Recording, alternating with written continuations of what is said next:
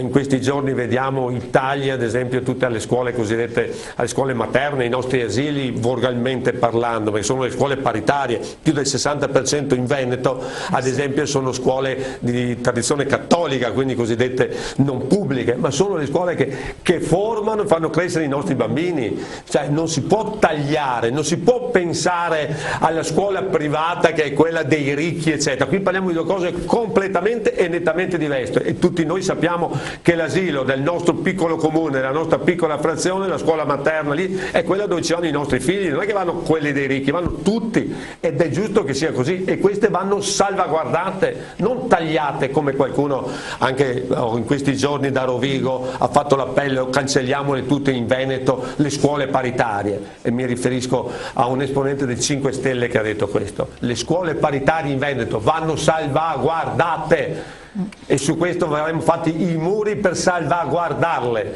non cancellarle. Queste sono le differenze sostanziali dei nostri programmi, ma ancora di più di quello che noi pensiamo, di quello che è il nostro pensiero, ma meglio ancora del pensiero, quello che è il nostro DNA nella salvaguardia di quelle che è la specificità del nostro territorio.